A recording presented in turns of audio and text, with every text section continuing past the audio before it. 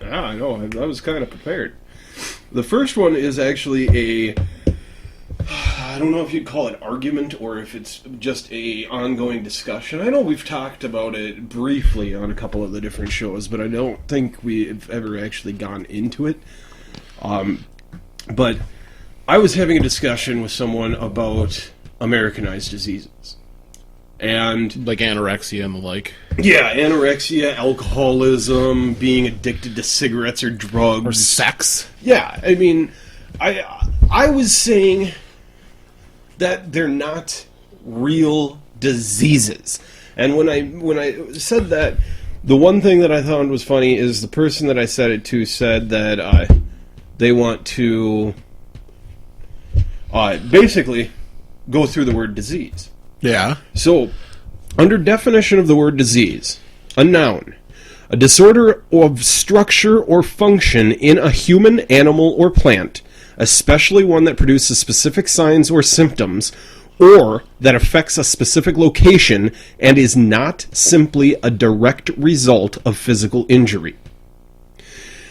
The second part of it is a particular quality, habit, or disposition regarded as adversely affecting a person or group of people, departmental, administration. Sorry, I was going into one of the sentences that they have. But basically, that's what they say. The second, I guess, point of diseases. Yeah. When I looked into this, the word actually derives from Old French.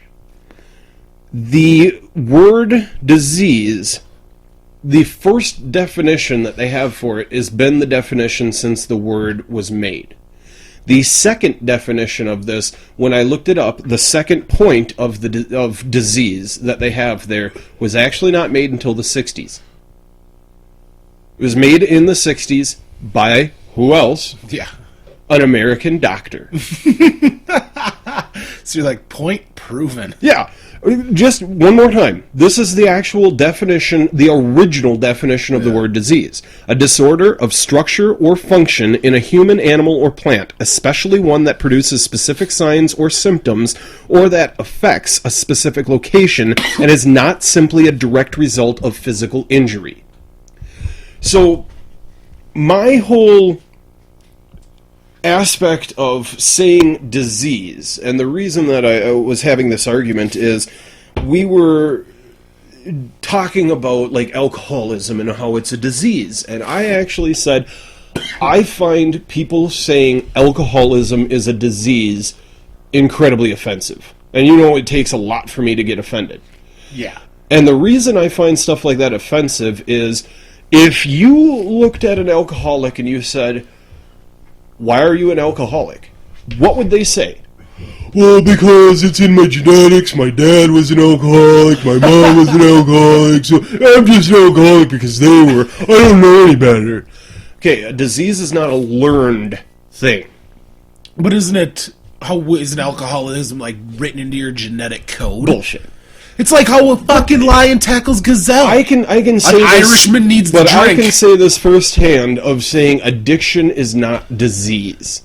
Addiction is something that you put above what you know is being common good, or, you know, an addiction is something that you just trick your mind into wanting or needing. A disease may come later. And I'd say that in an aspect of like a heroin addict. A heroin addict is going to be an addict. That's all they are. But, now let's say you're a heroin addict for 20 years. If you try to cut cold turkey, you have a chance of dying now. Yeah. So, in essence, your addiction became a disease because now your body is 100% dependent on that stream of dopamine being released. If it's not, your brain literally goes into such spasms and fucking little kid fits that it will cause a heart attack. That's a disease. Saying, I need heroin. Why? Otherwise I will die. What do you mean I'll die? My body will literally go into spasms until I have a heart attack. Holy shit, yeah, I can see that's an addiction now. That turned into a disease. But somebody saying you're an alcoholic? Are you fucking kidding me? That's not a disease. That's a stupidity. That's somebody saying, I can't put the bottle down. Yes, you can. That's the cool part about having the thumb and the fingers, and you can open and close them. So if you don't want that beer, put the fucking thing down. The problem is they want it. That's the thing. You won't tell your mind, I am stronger than this fucking want. Yeah. Or, I'm mentally tough enough to say, fuck you, I know you want it, but I'm not going to give it to you anymore because I know what it's doing to me. Yeah. Now, the reason that I get incredibly pissed off about this is because you and I both know disease. We've seen it firsthand. We've both seen cancer. We've both seen other forms of disease that have taken people from us. Yeah. The deal with it is if you would go to the hospital right now into the terminal ward and say to somebody, you know what, you can get rid of your cancer right now and live a perfectly normal life as long as you give up chocolate bars. What the fuck do you think they would do? Now, if you go into somebody else and you say, you could live a perfectly normal life as long as you don't pick up another bottle of beer.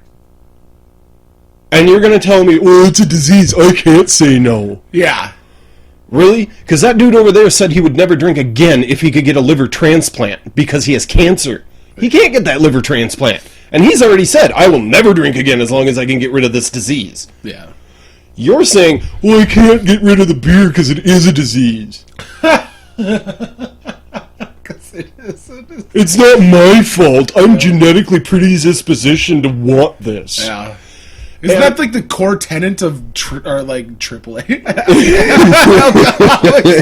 Exactly. It's not your fault. You have to give over to a higher being because it's not your fault. And that's... I just have a hard time believing, especially being somebody who was addicted to cigarettes and been able to get rid of them because I finally went, you know what, fuck this. I'm not going to let them tell me when to spend my money and when to go outside and when to do... Fuck this. Because that's exactly what I did with cigarettes. When I had a craving, I either fixed the craving or started getting a headache or something like that. Well, after a while, I just looked at it and went, you know what? The headaches aren't nearly as bad as living my life for these fucking things. Yeah. And I was one of the few people that could quit cold turkey just because I'm too stubborn to let it win. Yeah, and, well, you didn't quit cold turkey. You had a little vaporizer action. And then I quit when it quit. Yeah, that was the best I could have bought another one easily, but I didn't because I finally just went, you know what, fuck this. This is too much money, this is too much hassle, this is too much stupidity. I am done. Well, that's the point, is when you moved to, like, the fucking e-cigarette to quit smoking, that was probably the best thing you could do because then it, like, made it, you're, like, going through the motions of doing it, but it's, after a while, after, like, a month or two, you're like, this is just so futile and more of a fucking pain in the ass because I gotta charge the fucking thing. Yeah. And then I gotta buy these refills, and it's not even as good as smoking. No, it did not satisfy the craving nearly as much. Because I remember when... That was pissy. Yeah, when the first day you got it, when you did have it. Oh, I wanted to break that fucking thing and then everybody else that I saw. Because I remember having a hit off of it when you had it, and I was like, this thing sucks. This makes me want a cigarette. Because I really wasn't too addicted to cigarettes, but when I had one of those, I was like, damn, I want a cigarette. Yeah. But then when I actually have a cigarette, I'm like, this is terrible. Yeah. And you're going to talk about any of the other stupid Americanized diseases like anorexia and bulimia. You look at 99% of the world, and they're going to say, huh? Yeah. Whoa. You actually have a quote-unquote disease that makes you eat so much you throw up? Yeah. We would like to eat. Exactly. Or you call that's not anorexia, that's called Tuesday. Yeah. You're starving. See, and that's the point. If it's a disease, how does it only affect one country? Yeah, exactly. I mean, to me... If you're going to talk about billions and billions of people on the face of the planet, and then you're going to talk about a couple 100 million in one area, and you're saying, well, you know, out of this couple 100 million, there's like 200,000 that have this. Yeah. It's a disease. Well, out of the, let's just say 1.5 billion that India has, how many people have it there? Oh, no. We don't know if they have it yet. No, we're not even talking about them. No, this is just American. So, whoa. So you're saying out of 1.5 billion people, there's not one person that's actually been documented as having this quote-unquote disease there, but it's still a disease? It's not just a fucking idiot, immature little bitch that's going, I'm so fat. Well, out of the population of India, you gotta throw away at least over half of it because, yeah, they're anorexic because they're poor. And then you gotta go to, like, the top 1%. And I guarantee fucking to you, there is one little Indian bitch getting ready for her Sweet 16 Bollywood-themed fucking party that's just starving herself. But see, that's what I'm saying. How can it be... She's Americanized. How can it be a disease if 1% of the population can afford to have it? Exactly. I mean, first of all, you have to have food to have this. You have to make a conscious effort to either eat so much that you binge it and then purge it, or you have to have the conscious effort to go, well, there is food there, I'm just not going to eat it because I'm a fat cow. So, in that instance... No, it wouldn't be cow. They love cows. I am a deity. I'm a fat goddess. You know?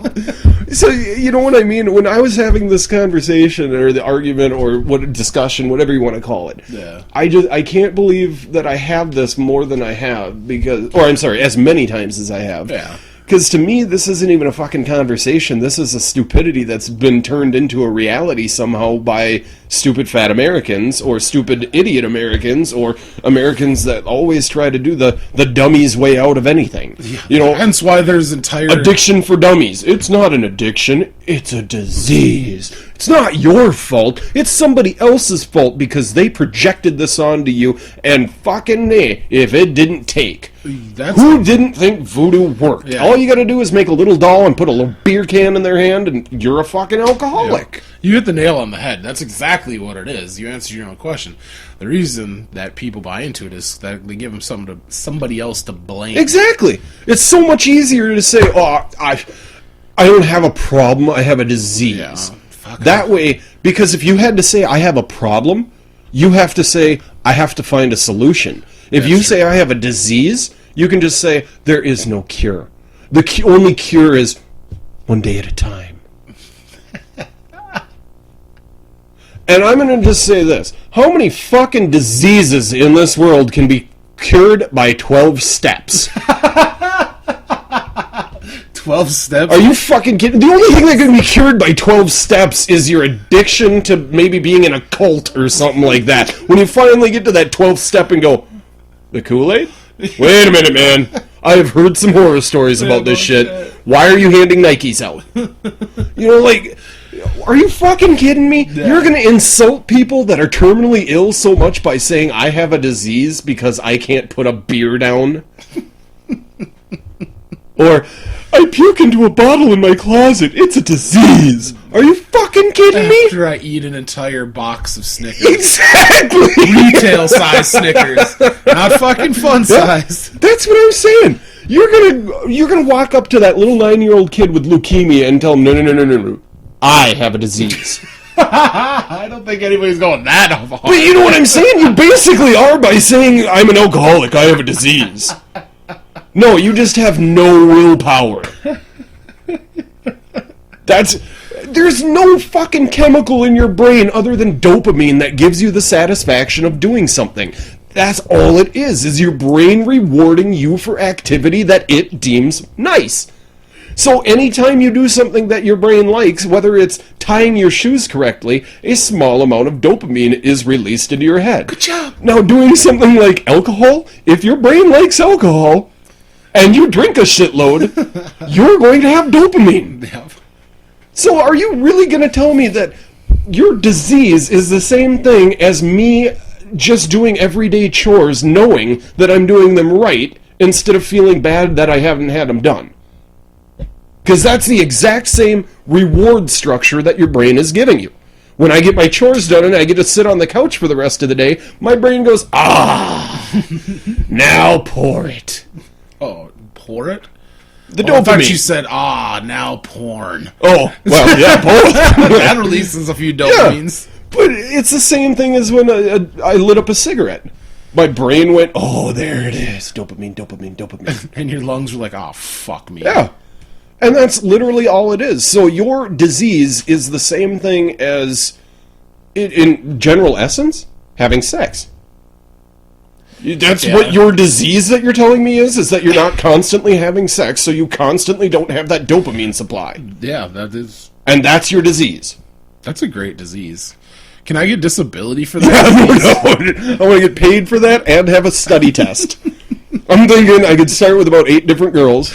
Exactly. Well, yeah, old cow syndrome. You can't just have one if you're going to do a fucking test on this. That is. Because you have to have a control. So you got to have a glory hole every now and then, too. That way you don't know what's on the other end, so you can have that control. It's like a double-blind taste test. No, exactly. Oh, I just had to get that off my chest, because if anybody ever listens to this and actually finds that anywhere remotely interesting, thank you. Because I am so sick and tired of people using that word like it's a cure-all for everything that ails everybody. Oh, it's not your fault, it's a fucking disease. Yeah, everything is. Yeah. And now it's like, oh, you're too rich that you don't understand consequences? Oh, that's a disease. Yep, because you're too socially inept to figure it out, because your class is too high to actually figure out what the rest of the world is talking about. Fuck you, class disease now? Yeah. Don't they call it affluenza? Yeah. So, I mean, it just comes down to it that I think that the word disease should literally be stricken. Except for the main meaning. No. Even that should be stricken. They should just say you have cancer. They shouldn't say you have a disease. They should just be like, that's cancer. Oh, yeah? Well, what is cancer? Cancer's fucking cancer. Well, isn't there like a subcategory for it? Yeah, pancreas cancer. But isn't there an overarching reach for all ailments, be it cancer or like MS? That's what it's supposed to be. It's a disease. But now everything is such a disease that I don't think the word has no meaning anymore. Foot odor is a disease. Exactly! That fuck...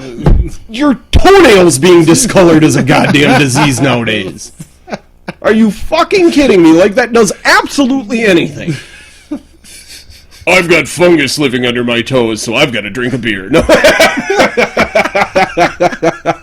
That sounds like my train of thought. Fucking Yeah, it blows me away, because of the people that I've known, and you've known in your life, that actually were alcoholics and stopped because they gave them, well, you either die or you stop.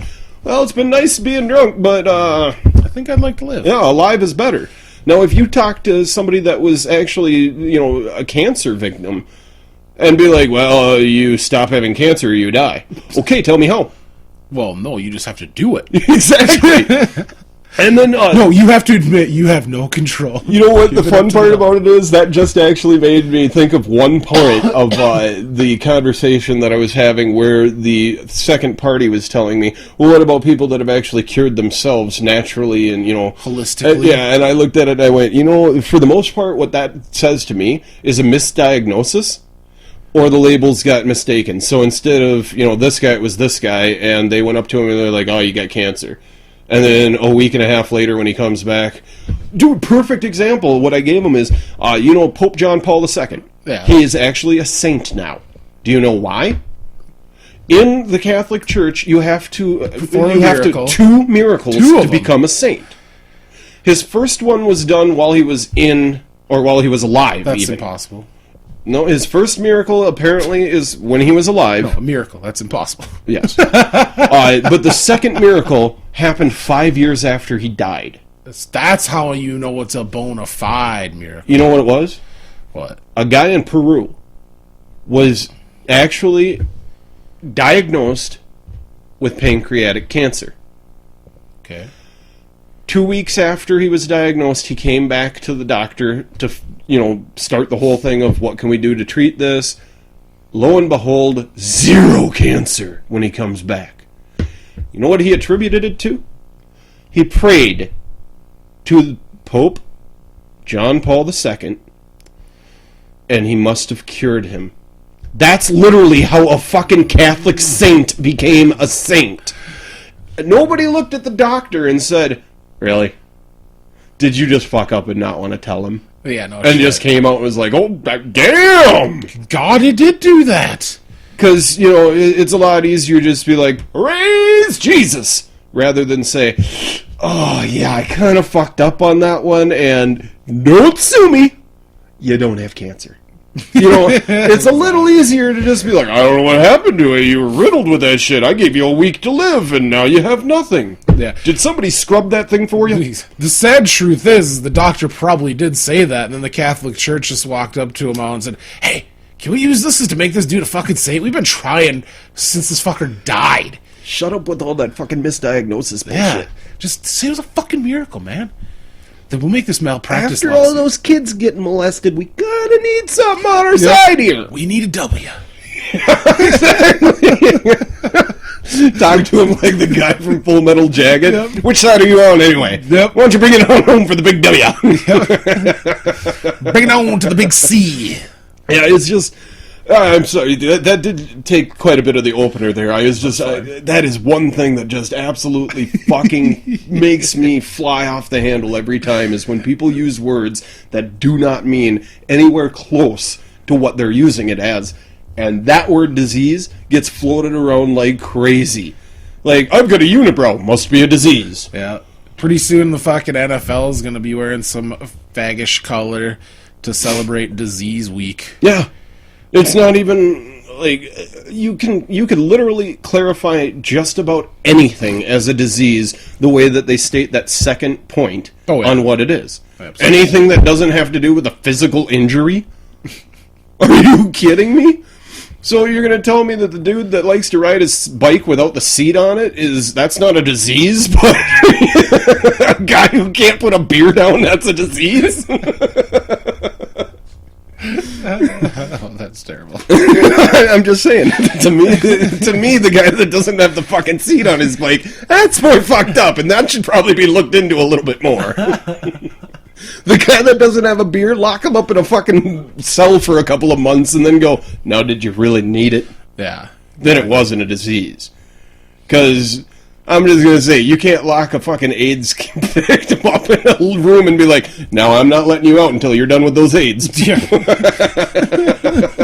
I want to see them pooped out by morning. Exactly. Until you're stopping shaking, I ain't letting you out. Yeah, it just doesn't work that way. I hate the fact that they call everything a disease nowadays. Oh, shit. Well, let's lighten it up a smidge. I found this pretty interesting thing on 22words.com. The title of it's Every State Described by a Single Sarcastic Line from a Bitter Resident. So apparently this European asked Americans to summarize their state in one sentence, and so it actually goes through and like he picked out the best ones that he received. Wait. So Americans are asking Europeans what they... Oh, the other way around? The European asked Americans to describe okay, I gotcha. So in one sentence. One of those things like, why should I come to your state, or something like that. Just kind of it, whatever. And then, of course, so they go through and Dick Cheney got a hold of it. Oh, absolutely. So the European dude that did it, I'm not sure who I suppose I could click on the link and find out, but I really don't give a fuck. Why? Because he's European. Yeah. We want to talk about America. Eurotrash. So it goes in alphabetical order. Alabama, number 1. We may be 49th in everything, but thank God for Mississippi. Rather bleak outlook, but positive at the end. I love it. The best part is the people that live there. So it's not like bashing; it's them bashing themselves. So it's all right. Except for you, bashing. We're not the worst. Yep, exactly. Alaska. No, we can't actually see Russia from our backyards. Nice. Little Arizona. Beige in every way imaginable. Yep. Even the rocks. Arkansas. Meth, ag, and horse races. Ooh. California. Whatever makes your state special, somewhere we have one that's better. That is the pretentious bullshit that you'd get from California. Oh, absolutely. It's like, we're so liberal. Yeah. Wisconsin, you're America's dairyland? Well, technically, we produce more cheese per capita. Every time I hear somebody talk like that, being like, we're so liberal out here, and humble. Yeah, so humble. Fucking humble.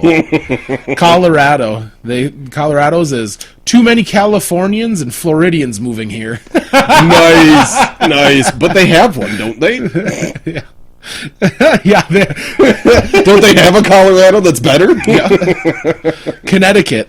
Close to Boston and New York City, but we never leave home. Mm-hmm. Why would you? Connecticut is like America's perfect suburb. Like, that is the suburb, like, the rich suburb Yeah, of New you never York. hear anybody, like, saying, you know, that gang problem they have in Connecticut. Yeah, but you do hear that about Boston and New York. The only thing bad you hear about... Don't get me started on Jersey. The only thing you hear bad about Connecticut is they murder little school children. But every now and then you gotta thin the herd. That's true. That's true. Delaware, it's fine. I was gonna say, here we are. Pretty much. That's kind of a rip-off of Wayne's World. Yep. But Florida, one of those guys in Florida said, tourists, old people, rednecks, and humidity. The further north you go, the more south you are.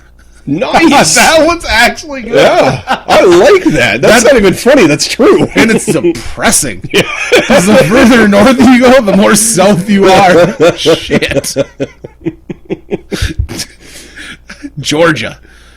We'll passive aggressively say, bless your heart, and oh honey, instead of telling someone they're acting like a dumbass. Yeah, that is true. I hate that term. See, even their sarcastic one-liner from a bitter resident was pretty nice and dead on. They just can't be mean no matter what they do. Nope. Bless their heart. Hawaii. You're not welcome, but we'll take your money. Yeah, that's perfect. Idaho. Idaho? Do you mean Iowa? That was hilarious. Nothing about potatoes, though? Illinois. Chicago and some other stuff.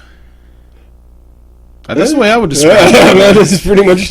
You got Chicago and... Nothing else, really, actually. I'd say nothing. Champlain... There you are. There he is.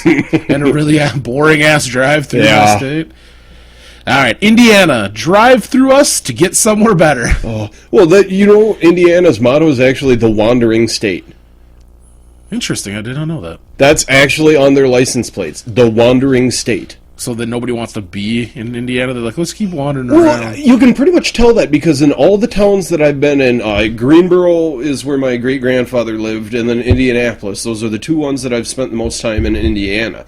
And in both of those towns, there's roads that literally just end. They just fucking end. They've got the curbs up and everything, but just end. No signs up saying dead end, no nothing. Really? And it's just one of those things where you looked at it. This was before GPS, though. Yeah. And we would just fucking drive down a road and all of a sudden, the fuck? There's nothing. There's no houses. This road just went nowhere. Why would they do this? And it was only, even at that time when I was young, I even looked at it and just went, it must be that way where people are like, yeah, I'm going to fucking live in Indiana. And then they don't even spend that much time there. They're not even done with the fucking roads and they're going, no, someplace else. Exactly. Not even going to finish the road to get to the house I was going to build. And then all of a sudden the dude that's making the road was like, well, you might as well curb it. They're not going any further. Dude, that is weird. Just cut it off here. Why? Because nobody else wants to live out there. Dude, now here Gary in Indiana is gangsta. No, I've never been there. Bad. Not that I recall anyway. I might have, but it would have been years and years and years ago. That's the word on the street, kid. You ain't nothing unless you're from Gary. Slanging. My fucking Gary. Gary.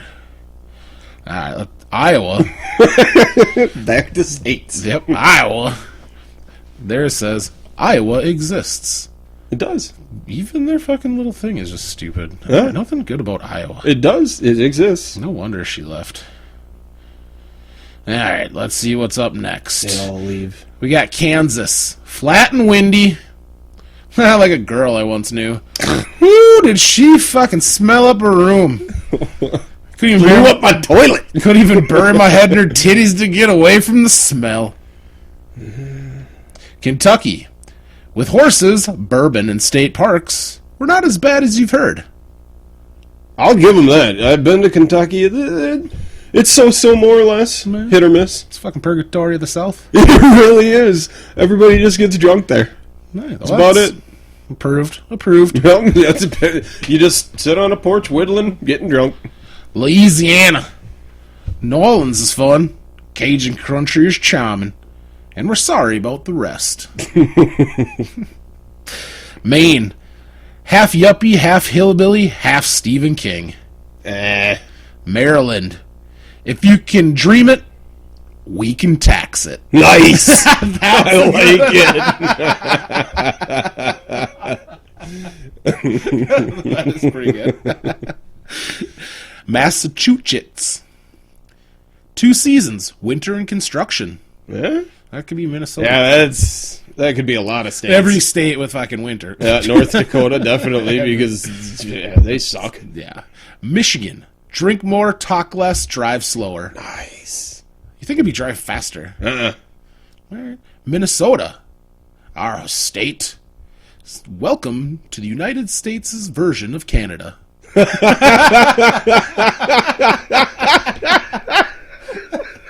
You know, I gotta give him that just because I have actually threatened people for littering before.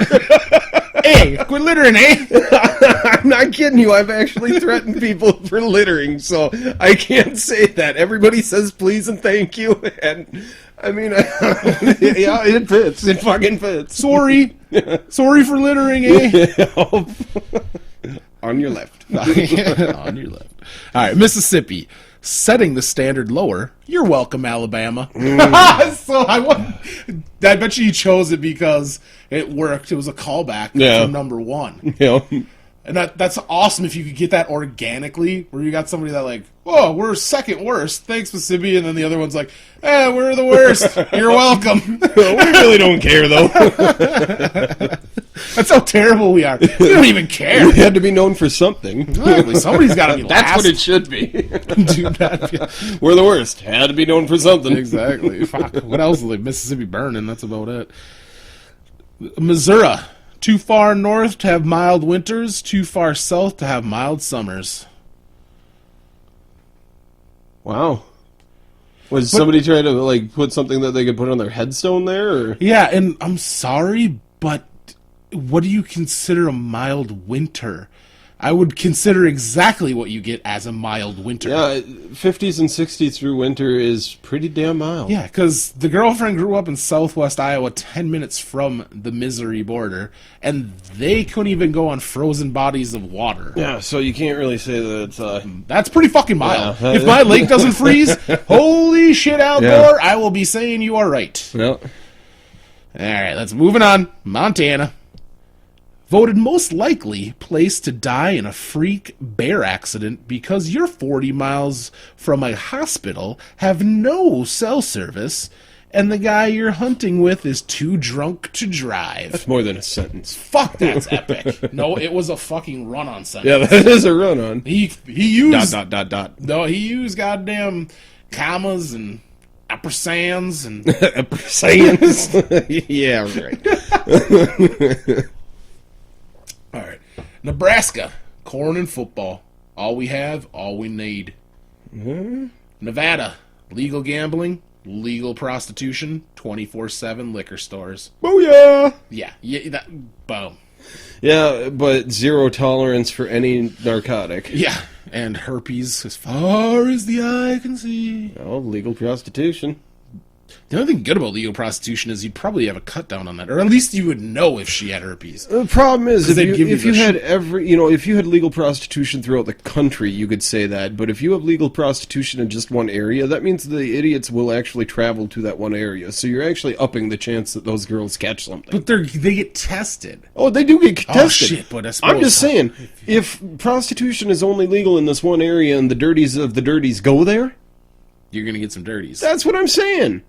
So, I mean, if you had it where it was legal everywhere, the dirties would just stay where they are and fuck where they are. Dilute it. So, I mean, yeah, it would be a little bit harder, but it's almost like those girls are getting a high concentration. It's like, it's seriously like shooting a squirt gun at them and saying it's acid, so you want to dodge the fucking drops. That's all I'm saying. And I'm sure they get enough squirt guns. Yeah, no shit. I'm just saying, if I'm paying a chick, I'm spraying her. I'm just saying it's happening.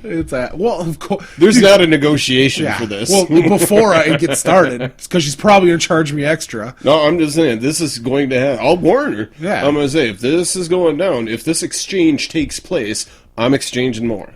Oh yeah. Here's your tip. You would imagine if you were gonna pay for sex, I'd pretty much do everything the girlfriend wouldn't let me do. Yep. So she'd actually let me have sex with her? No, I'm just kidding. Yep. I wouldn't have to beg. Keep bugging her till 11 o'clock so she just fucks you so you go to bed. That's my move. Then just do it already. Yep. Fucking score. Yep. Dude, I actually cannot stand doing that. I can't beg for sex. I really can't. No. I'll bug the shit out of her for it. And then if they give in, even if she gives in begrudgingly, I feel really bad. And I'm just like, fuck it. I don't really want to like rape you, essentially. Here's where we differ. And you're married and I'm not. That's also exactly. Trust me, if I put a ring on it, I'll probably be in the same boat. Yeah, the last time she told me that she wasn't in the mood, I was just like, that's it. We're fucking turning Muslim. You can't deny me then. That is so badass. I would just go with the whole, or being Mormon, I'm getting a second girlfriend. Yeah, no. One of them's bad enough. I don't want to compound problems. And if they get, like, if they're... In cahoots? This is what I don't understand about Mormons, is they're like, this is the sister. That's what they actually, like, believe, that they're sisters after they get married into that. So they've got one husband, but they're sisters. And are you fucking kidding me? Having them team up on you like that? That would fucking suck. And then they all sink and... Oh, no. See, that's why I would keep them separated. They wouldn't be allowed to talk to each other.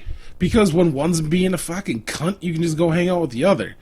And then you cannot let them live together. You'd have to be... You have to have them live on opposite ends of town so they can't sync. Not only that, but you'd have to have some money to do that, because then they'd all have to have their own house. And we're getting off topic. We're getting way off topic. Well, yeah, we haven't made it to Utah yet. Yep, exactly. All right, New Hampshire. Beautiful in every season. Full of fucking assholes. I don't know that, because I don't think I've ever been to New Hampshire, but neither. it sounded funny. New Jersey. Hope you like traffic.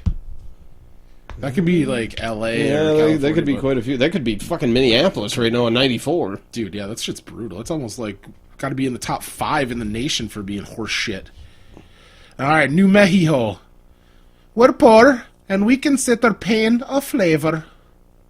The fuck was that? I was trying to do like a Mexican weird accent. That didn't work at all. You failed. Okay, we're poor, and we consider pain a flavor. Pain? Yeah, I don't understand that. I don't understand that either. That must be an inside joke. Yep, inside baseball. All right, New York. NYC is not all of New York. That was it? That's fucking stupid. Leave it up to a New Yorker to drop the fucking ball. I was going to say, that's it? You didn't have a joke in there at all? You're just like, hey, not all fucking New York, eh? Not even a 9/11 quip? Yeah. Jeez. But, like, Jersey's our gutter, or, something like that, but... Yeah, just to say Rhode Island's our parking lot. Yeah. That's what they should do to Rhode Island, for fuck's sake. Huh? Goddamn worthless cunts. Fuck. Dude, I didn't know you hated it that much. Trust me, I've spoken to a lot of people from fucking Rhode Island. Every fucking one of them. Jesus. You're so passionate about your hate. I am. I couldn't even watch Me, Myself, and Irene because it took place in fucking Rhode Island. It's like, yeah, you deserve to be a fucking nut job, you cunt. Oh. Goddamn Rhode Island piece of shit. Sorry. North Carolina.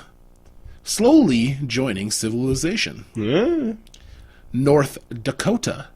West Minnesota protecting South Dakota from Canada. That's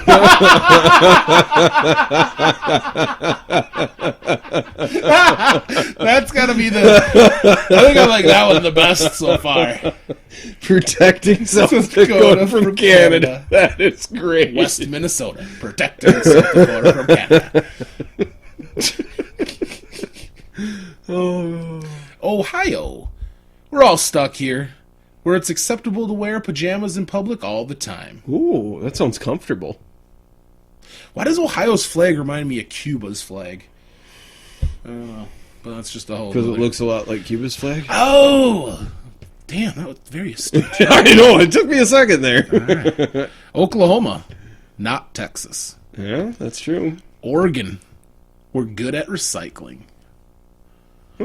That fucking Oregon people. Not quite as pretentious as California. Are they Oregonians? Because that just rolls off the tongue. Oregononians? Oregonites. Pennsylvania. Two cities that hate each other, divided by the Amish.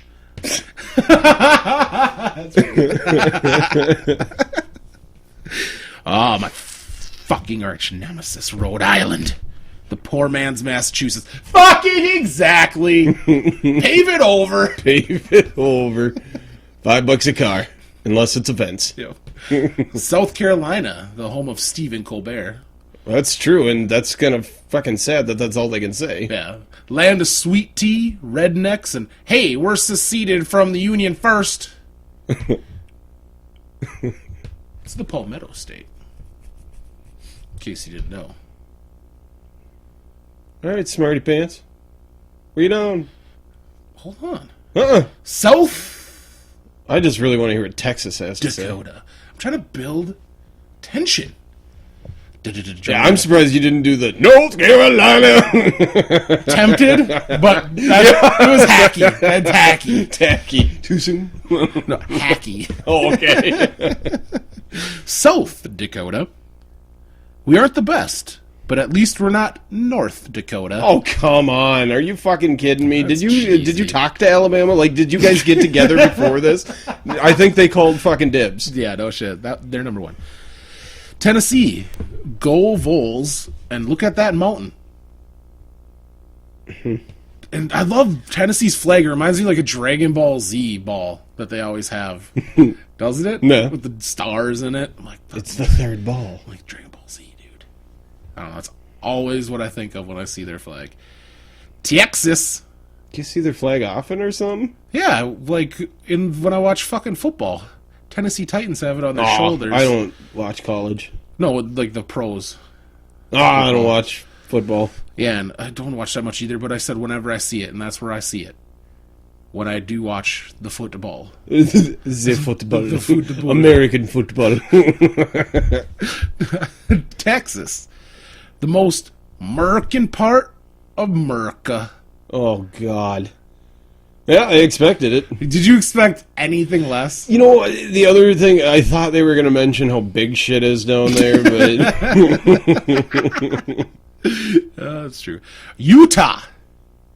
Mormons and snowboarding. Vermont. A mountainous region with small villages in which hippies and rednecks coexist more or less peacefully. You could say that about North California. That is true. Vermont, I definitely want to go to Maine and Vermont. Those are two cities out east that two cities. Wow. I only am at 70% on geography and trivia credit. Now we know why. That's my lowest subject. All right, Virginia. 4 of the 5 wealthiest counties in America dominated by the Hicks in the rest of the state. Wow. That's more like I'm gonna stick it in your butt talk right there. Yeah. Like, we are the 1%. Why don't we get 3 votes for every poor person? I think at the end of that quote, they should have the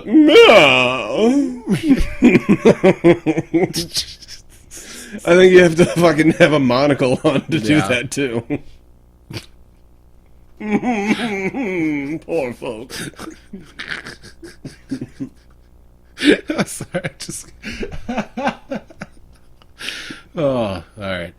Washington State, that is. Oh, okay. Trees, weed, rain, and coffee. Nice. That should be a bumper sticker. That is. That should be their fucking motto. I'm down. That should be on their goddamn license plates. West Virginia. Don't you say one damn thing against coal. Wow. Hot button issue. Hot button. Your state looks an awful like vagina. Vagina. Alright, Wisconsin. It's too cold to be sober. Damn true, especially when you're in Wisconsin. Fucking A, and they have good beer in Wisconsin too, man. Alright, last, and most certainly least, thanks to Dick Cheney, Wyoming. Get the hell out of here while you still can. Ooh, that could be taken 2 different ways. Yeah, I can. Like everybody there wants to get out, or they're not going to let you leave. I think that's why they chose it. Because Nope. Dick Cheney, Yeah. he's an ominous, ominous fella. And I think his state has adhered to that. Did he shoot him in the face, or did the guy shoot himself in the face? Because you'd think he shot himself in the face with how he apologized. Yeah, they should just be like, we spawned the most evilistest man that's ever walked free. Evilistest? Yeah, well, you can't just say evilist. He has exceeded that. The man shot another man in the face and was then apologized to by that man, saying, I'm sorry for all him and his family had to endure in this time of my pain. You know, like, yeah. Are you fucking kidding me? Who's gangsta like that, where you can shoot a dude in the face and be like, no, public. I don't want one private. Public. And make him go on TV being like, I'm sorry, this has caused him so much trauma. I'm sorry, my eyeball just fell out again. Let me just pop that back. Alright, it's caused him so much trauma that I'm surprised he isn't just keeled over and died from a heart attack. He doesn't have a heart? Oh, well then, I'm sorry. I'm just not going to say anymore because I don't want to get shot in the face again. You know, like, yeah. The apology that he got from him was the most unsincere, like, I'm scared shitless. Like, he almost wanted to write something down and then show the camera real quick. You know, like, he's got my kids! It would not surprise me. He has my kids. He's going to sacrifice them to Satan if I don't tell you this. He's already got the pentagram. Yep. Like, I could fucking... You know what? I mean, he's not going to sacrifice him to himself. Yeah. You should hear him talking Sanskrit. Ancient Sumerian. Yep, exactly. Motherfucker has a fork tongue! So I wanted to try this new little segment, if you will, where basically I want to read you letters that people have written into Dear Abby.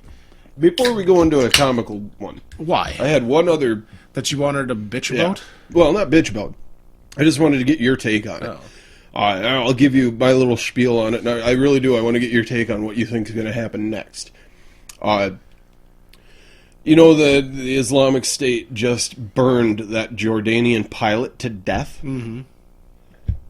My whole theory on it is this is the end of stupidity, like terrorist, because it's one thing to behead somebody or to shoot somebody. You know, those are the kind of things that everybody expects is going to happen in a war. I mean, war's not pretty. Yes, beheading's pretty fucking medieval. Mm-hmm. But look at some of these fucking people.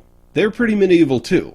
So it just comes down to it where you look at it and you're just like, okay, I understand that shit that happens in wars. But when you literally film lighting some dude on fire and then put it on your website and be like, yeah, this is what we did now, huh? What do you think of this? Yeah. I literally think that this is going to backfire a shitstorm of everything holy and unholy onto the Islamic State. I really think that this is the beginning of the end for them on just sheer brutality that's going to be in that region. I think everybody in that fucking region is just going to be like, you know what? We've put up with your stupid little bullshit of, oh, look at us, we've killed a few people. You know, like, you think that you're tough fuckers. You know, we've put up with this for long enough. We've given you a couple of cities to play with and shit like that where we haven't stormed you, but this is done. I mean, you just lit our countryman on fire and laughed at his death. I wouldn't be surprised if somebody pissed on him when he was, you know, like, that's how stupid these fuckers are. And unfortunately, but true to say, if you don't have the heads like Osama bin Laden and a lot of those other guys that everybody looked up to and said, what next? Yeah. If you don't have those guys, this is what actually happens, and that's been proven in just shit like the mafia that's been in the United States. As soon as you start taking down the top guys, the bottom guys go ape shit, because now there's nothing holding them back. Well, you got to fill a void. Then it's a scramble to who's going to be the leader. Well, it's not even that. It's just to the point, like, you got these top guys in the mafia saying, no drugs. Drugs are where they can get me on a RICO for absolutely nothing. Drugs are where they can throw you for life for absolutely nothing, you know. Yeah. And then they go away, and everybody underneath them starts just dealing as much as they possibly can, because that's where the money is. But that's when the entire thing fell down, because then everybody got arrested. Yeah, exactly. So, to me, this is like that. This is the point where we've taken all the heads out, and now the fucking morons are just going, well, now I'm the leader. there's a reason you weren't the leader when all these other guys were there, is because you're the fucking moron that somebody told what to do. And now that they're not here to tell you, you're the fucking idiot that goes, let's burn him. Especially when you're thinking that they were actually, they already had the deal. Yeah. They were told, yes, we will give you the exchange and hostage. All we need to know is that he's truly alive right now. We just need proof that he's alive. So what better way to prove somebody's alive than light him on fire? Well, he was alive when we talked. That's what I'm saying. You had what you were asking for. The only thing I can think of is that they were asking for a prisoner exchange thinking that Jordan wasn't going to do it. That they were going to say, no, we're not going to give in to your terrorist demands. And then they could execute him with clear conscience of saying, cause, reaction. Yeah. Or cause, effect, excuse me. Exactly. And so... They burnt him before they even... no, well, yeah, it could have been. Before they were even negotiating. Like, oh, shit, I thought you were going to say no. It really could have been, because they never gave him the proof. All they did was show him a video of them burning him alive. So, I mean, he could have been dead before they started this. But why would you start the negotiation unless you actually thought they weren't going to do it in that case? Yeah. Is the video real, first off? Yes. Everybody's... I mean, it's been looked over by governments now, and everybody says this is fucking real. Jordan is actually... do you know the Jordanian president was in the United States when that happened? Oh, convenient alibi. He was in because of a conference that he already had. In fact, he was at the White House when the footage was released. He cut his meeting short with the president and flew back.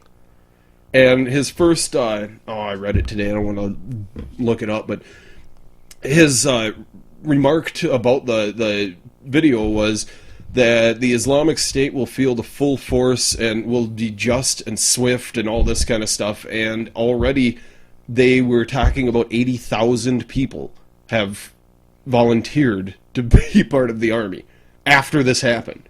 You've got 80,000 Jordanians that are just like, no, fuck this, man. Yeah. Let's kill these fuckers. And that's one country in that region. You've got Saudi Arabia looking at it going, dude, we're pretty hardcore, but you guys are making this entire area look bad. And we just got rid of America. Like, they're leaving. And now you're starting this shit. Wait until they're gone. You know, like, well, it's... we will kill each other after that. We've been doing it for thousands of years. Oh. Why you gotta start this shit and bring them back over here? Because it's America that's running them. That's why. I really don't think. I really do think that it was the same thing as Al-Qaeda to begin with. It was an American-made to begin with to fight the Russians. And then it became its own entity. And of course, what does the dog do when it wants to get off the leash? Oh, yeah. It bites the hand. Yeah, Frankenstein's monster. Exactly. That's exactly. So this is exactly what it was. We made Al-Qaeda. Al-Qaeda leaders were at least smart enough to realize we can only push them so far until the big fucks come out. And then they did push too far because they got a little too brazen.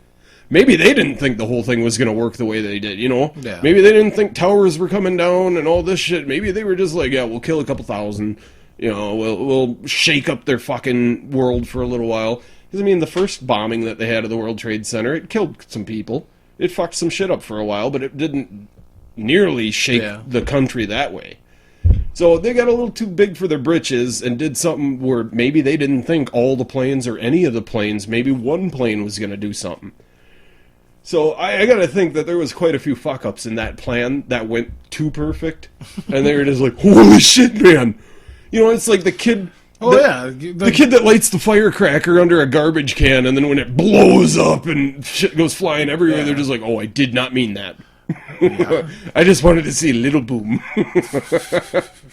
But I truly believe that that's what IS is now. It's the gang without the leaders that's trying to still be a gang. So the people that are left are all the foot soldiers that don't have a mind, and they're the brutal ones. But my question is, how are they going to fight them?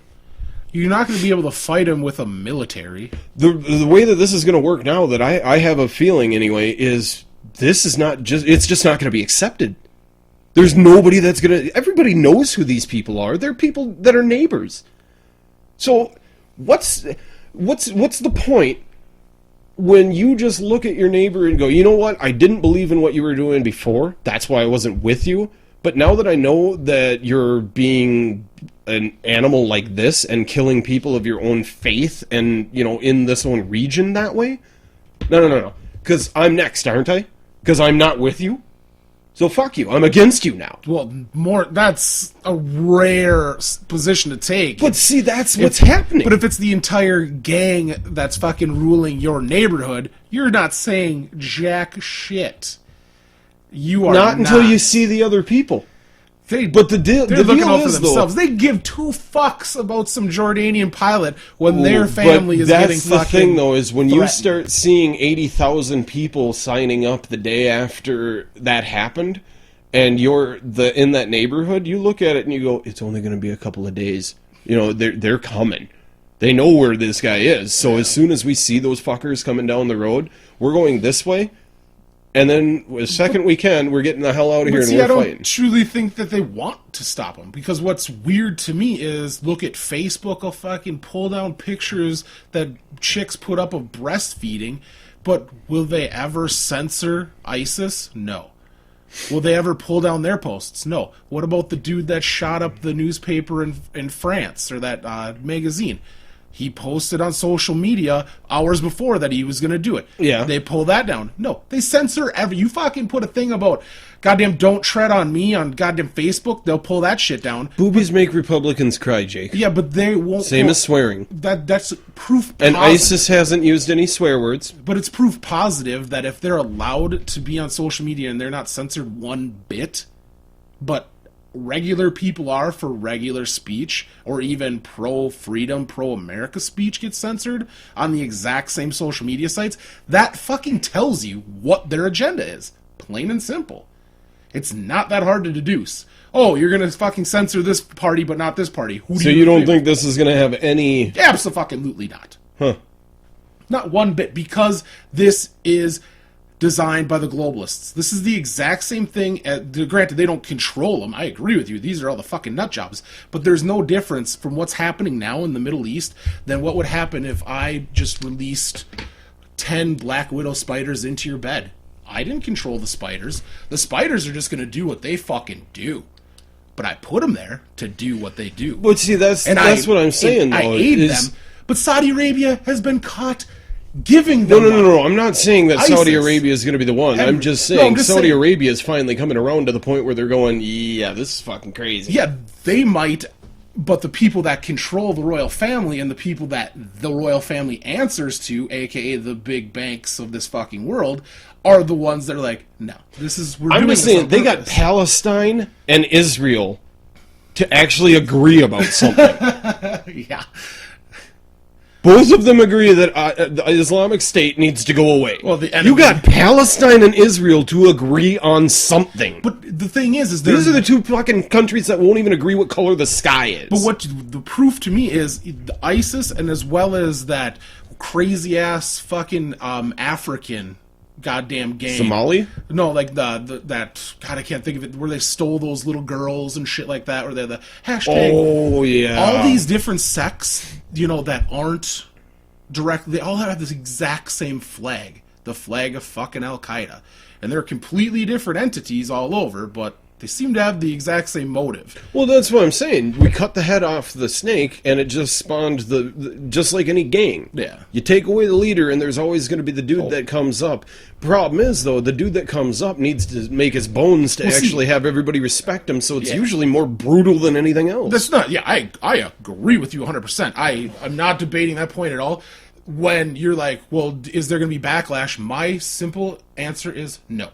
Because they're the assholes that put the Black Widows in the fucking... I can honestly say I hope I'm right on it. Because... yeah, that would be nice. I honestly think that this was the one where everybody just goes, you fucking lit a dude on fire. And you know what? How awesome. You didn't hang him. You didn't stone him, which is actually accepted in that region. You lit him on fire. That goes beyond... just being... Yeah. Even the Nazis didn't just light people on fire. They gassed them and then burnt them. You know what I mean? You don't light somebody on fire while they're still alive. What are you, fucking savage? Yeah, but what I want to see is the Islamic world do something about it. But that's what I think this is. I think this was the awakening to it, because the whole aspect of even the shit that they were quoting in the Quran saying that you execute all, oh shit, what's the word now? All infidels? Yes, infidels. It even does state in there that you don't cruelly do this. I mean, they are your enemies. Yes, you kill them, but it doesn't say that you torture the shit out of them by lighting them on fire. So even the Islamic people are looking at it going, that's over the line. Oh, absolutely. Like, yes, kill the infidels, but really? What do you think's going to happen when you light somebody on fire? You're going to get a backlash. If you don't, that country looks weak as shit. So I just look at it in this aspect that Jordan is going to light them up right now. I hope. I have a feeling there's going to be a big ground campaign and there's going to be a giant bombing runs. I just look at it in the aspect that you had the Jordanian fucking president just go, no, sorry, Mr. Obama, I'm taking off. Who does that? Who just cuts Obama and shut up? I'm leaving. Well, my wife's going to the hospital. We're having a baby. He did that. Maybe he was in the know, and he's like, "You fucking asshole! You fucking put those cunts in that country, and look what they just fucking did. Now I gotta go deal with that shit. You fucking nigger motherfucker." I have a feeling it had all to do with just nope. I got to get back there now. I've got to issue a statement, and I've got to get everything ready because we are fucking them up. And as he's hopping on the plane, he says the American tagline: "Thanks, Obama." Yep. Like I said, I hope that this is the wake-up call, and I really, truly think it is. It better be. For the Muslim world, if they're not, they need to self-regulate. Yes. It's not our fucking job, dude. I'm just looking at it this way, and I'm no lover of Christianity. And Christianity did have its dark days of just, let's just kill everybody. It fucking has its dark days right now. Let's rape everybody. But what I'm trying to say is, like the Crusades and stuff like that, Christianity did have its dark days of just kill everybody who says that they don't believe, or even kill them if they do say they believe, if they don't believe enough. Like, you know what I mean? They had that point of, if you don't have money, you can't buy your way out of this, so you're just going to die. Or you're just going to go against everything you were brainwashed to believe since you got shat out. They had, that whole thing of, okay, you've got your option. Either we kill you or you go into the monk business. And now you're just a monk for the rest of your life. Are you fucking kidding me? That's how you got people? I would choose monkdom. Yeah. Is that what it's called? Monkdom? I don't know. That's fucking awesome, though. That is cool. Your monkness. But if you look at it in that aspect, yes, don't get me wrong, I'm not saying that Christians don't kill anybody nowadays, but we definitely don't go on the mass genocides that we used to in the way that we used to. Now we do it more precisely. And one abortion doctor at a time. Exactly. But you don't see them making a giant spectacle about it like this radical Muslim movement is doing. Difference being, the radical Muslim movement has been going on for thousands of years.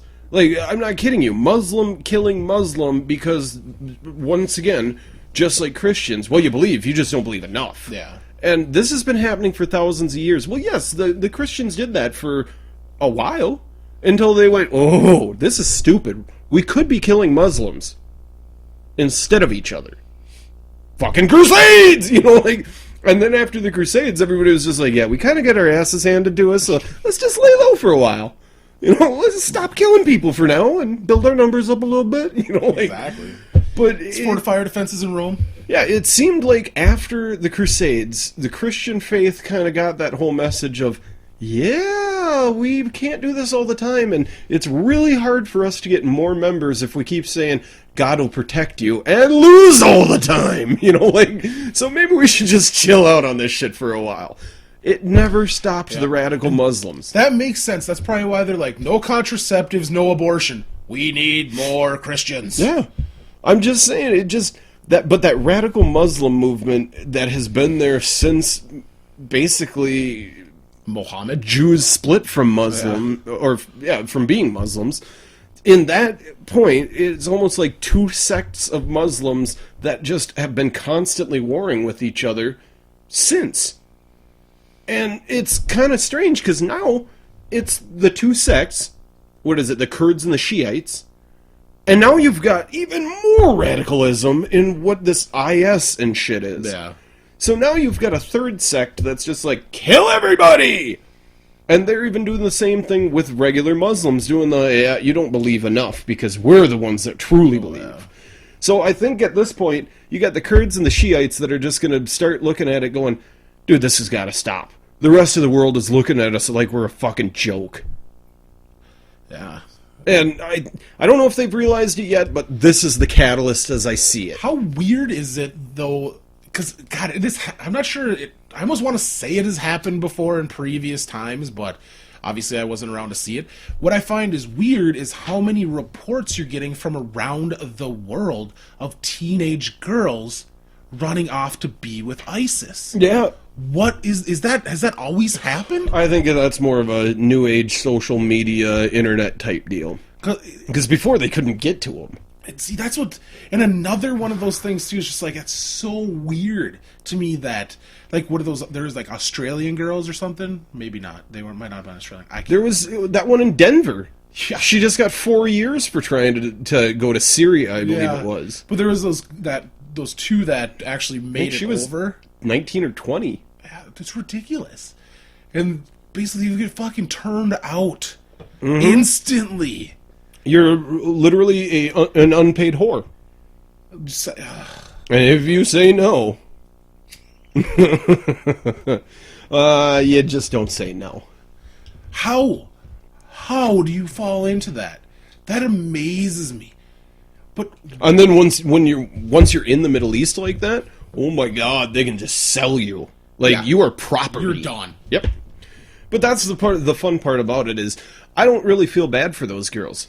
Do your fucking due diligence. If you're gonna travel halfway across the world to meet somebody that you might not have ever met except for on a fucking keyboard brush strokes, and you know they're ISIS. Yeah. And that's what I'm saying. And do your due diligence. Fucking study on what actually happens to women in the area that you're about to travel to. Yeah. Alone. Unprotected, with no fucking government backing you up even, because if the government knew you were there, they would instantly say, well, now you're a fucking terrorist and we don't want you back, or you're going to prison. Yeah, didn't Sally Fields teach all of us Americans about that in the early 90s? Fucking right, that and eating ho-hos. Yeah. No, I'm just saying, to me, it's kind of hilarious that you were just mentioning that, because I thought about that a while ago, too, of just going, how stupid are these girls? Like, how sad do they have to be to find that shit? But then again, I can't feel sorry for them, because they had every way, shape, and means to find out what they were getting themselves into. Oh, absolutely. And I'm going to make mommy and daddy real bad by running away. Or, something stupid like that. It's just almost like... I broke up with Kevin and nothing will ever be the same. Like what the fuck? When a girl has a racist dad, the first dick inside of her is going to be a minority. Yeah. Just to say, fuck you, old man. When you call on the phone, make sure you say hola. That kind of shit. Yeah. I've actually had a girl say that to me once. She goes, you kind of look Mexican. I should take you home to my dad so he'd freak out. I'm like, whoa, but I'm not Mexican. Well, it doesn't matter. And I can't do an accent either. Yeah, I know. Hola! He'd be like, a Mexican that grew up in Italy? You're quite furry for a Mexican. Yeah, exactly. Keeps the sun off. Oh, alright, we've come across too many serious topics. Right. Let's get to some... We'll wrap it up with the new segment. Wrap it up, yo. Wrap it up. No love, no laugh. Alright, so I kind of wanted to do a thing where read a Dear Abby letter, and then hear your advice, and then juxtapose that with what Dear Abby says. Alright. See what kind of, if that catches fire. Oh, Dear Abby, you're in some shit now. Right. Your job's at stake. So letter goes, Dear Abby, I have been divorced for more than a year and recently started dating a very nice man, John. It's not his real name. My eldest daughter and her children live with me. I'd like to be able to invite John over to our house, but my daughter doesn't want, quote, strange men around her kids, which I understand.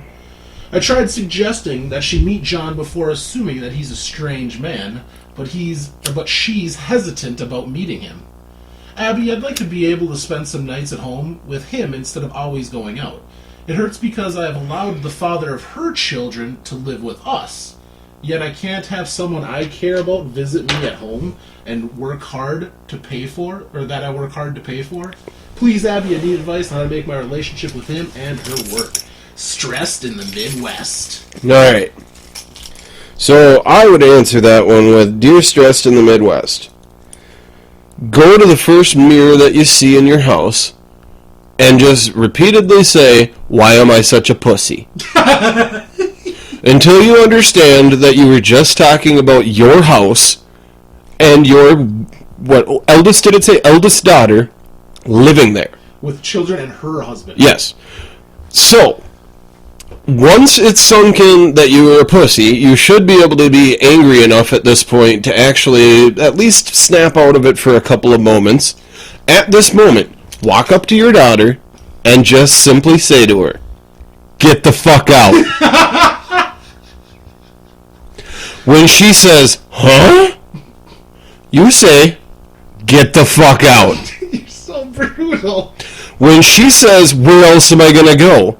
That's when you say, oh, that's right, this is my house, so I'm going to have whoever I want over, and if you don't want your children to meet them, get the fuck out. Whether it be for the afternoon or for good. That is a gristled answer. I like that. Now let's see what Dear Abby has. Oh, this will be good, guys. Dear Stressed. I like how you started it out like with how it would be like Dear Abby would start it out too. That was fun. Because you're like, Dear Stressed in the Midwest. Sorry. Dear Stressed. I wish I had more information about your daughter and her attitude. Sounds like I don't need her. She's a cunt. This is my fucking house. She's a controlling little bitch that can keep her legs closed and her wallet closed. Exactly. You were at the bars looking for another baby daddy. Maybe this wouldn't happen. Did she disapprove of your divorce from her father and harbors hopes that you'll reconcile? Could she be worried that if you and John become serious, she'll have to find another place to live? That she'd refuse to even meet him seems peculiar. It was generous of you to allow her children's father to live under your roof. Has he left yet? Notice that I said under your roof. If you want to entertain a guest as the person who pays the mortgage, that should be your privilege. If that makes her uncomfortable, perhaps it would be better off if she took the children to their father's or another relative's place for the evening. You are entitled to live your life without your daughter controlling you, but it appears that may be exactly what she's trying to do. That was pretty... I mean, you lacked more tact, but... Oh, mine was tactful. Get the fuck out! That's tactful. It gets to the point, and it's just short and sweet. I'm more of the shock and awe kind of guy, though, because like I said, if you actually just went out and said that and just been like, get the fuck out, you know she'd turn around and be like, what are you talking about? That would be the point where you could be like, this is my will, and you will obey. Because that's the shock point, where they're like, whoa, did she just fucking say that? She must be pissed. After that point, then you can give them your information, and they either digest it or you just go, yep, you've had your orders.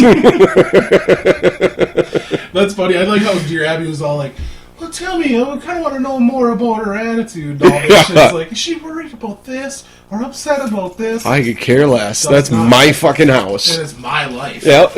And if... Like, she should... yeah. But I like how she's like, you notice how I said under your roof? Oh, one more. One more? Oh, one more. All revved up. Alright, let's see what we got. Alright. Dear Abby, I would... Well... Oh, yeah. It started the same. Where it's like... Well, it was the first one started, I was divorced. That's why I had it. Because it's like, Dear Abby, I was single for years and recently remarried. I didn't intend to marry again, but then I met Bob, not his real name. Just in case there's a Bob out there that this fucking strikes you, I don't want to, like, bust the shit out. She said she was a virgin! He was so kind and attentive that I was attracted. He proposed to me every day, several times a day, and 8 months later, I married him. I already have my answer. Bob moved here from out of state and hasn't been able to find work. It has been challenging. My daughter lives with us and is in college. Bob's mood swings have been drastic lately. He doesn't want me to talk to anyone else, do anything without him, hang with my friends, my daughter, etc. I have a great job and work part-time in the evenings to make ends meet.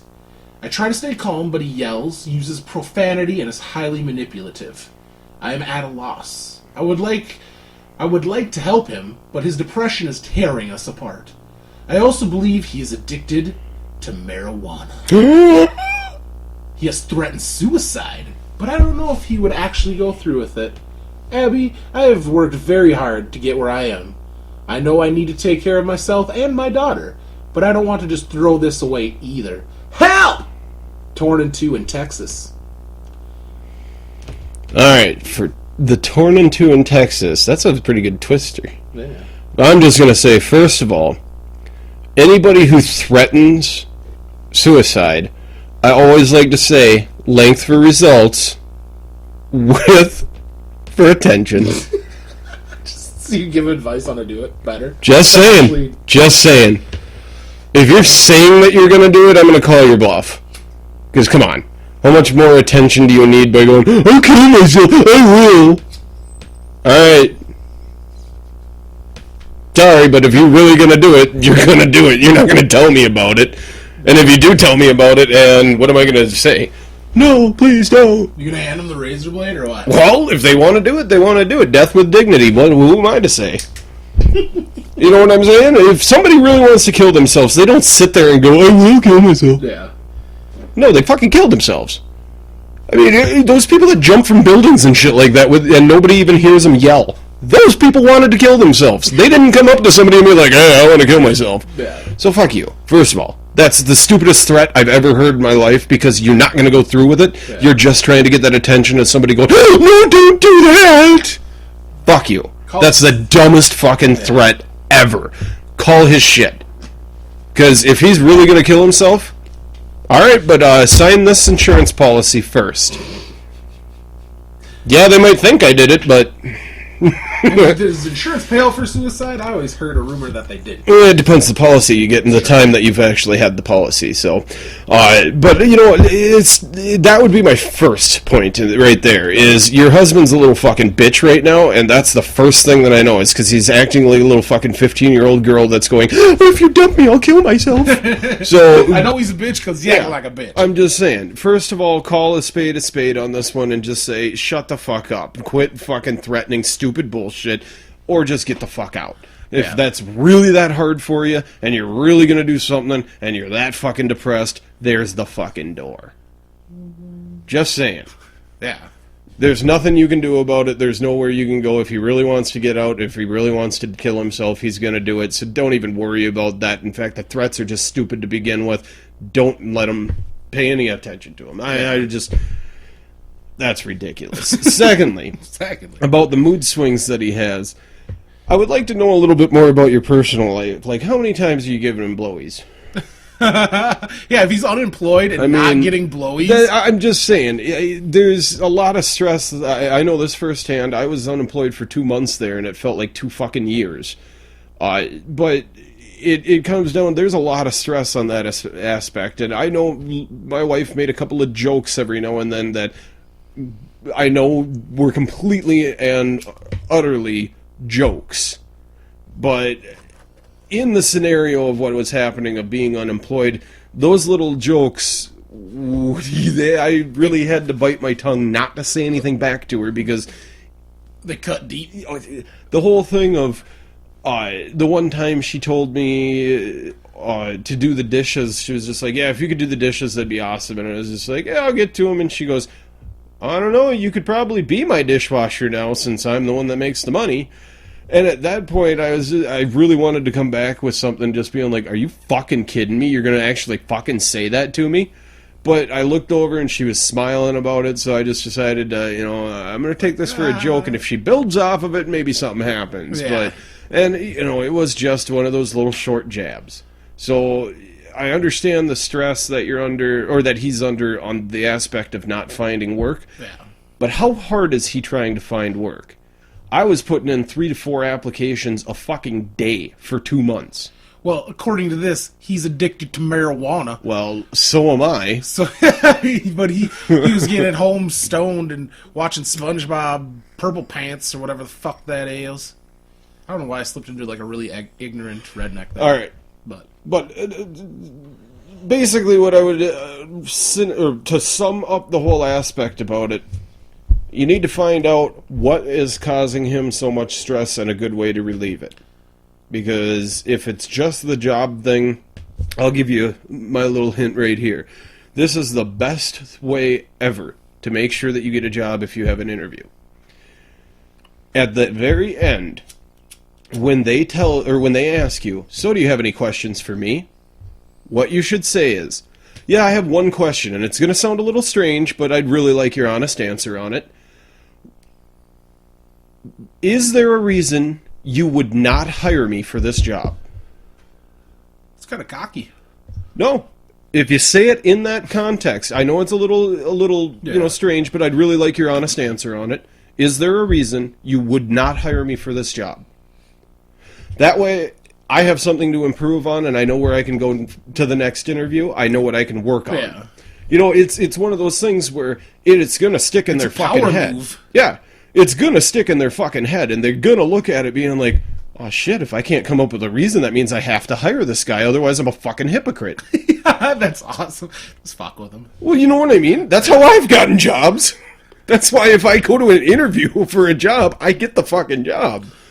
That's hilarious. My current job, I got walking in and had a 5-minute interview and got hired. Like, sold. Did you ask him that question? Yes, I ask everybody that question. And what'd they say? I don't know. Well, you want a job?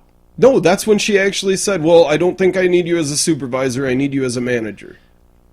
And that's when I went, checkmate, bitch! And I got fired. Yeah, exactly. And then they let me go. Just saying, it works every time. If you can make it up until that point where they ask if there anything else, and you didn't stumble or pull your dick out or something like that, you should be able to clinch it with that statement.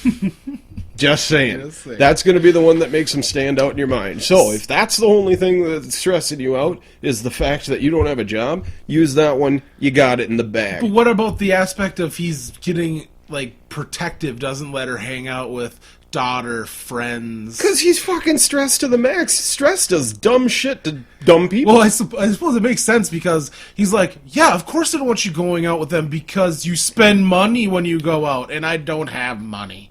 Yeah.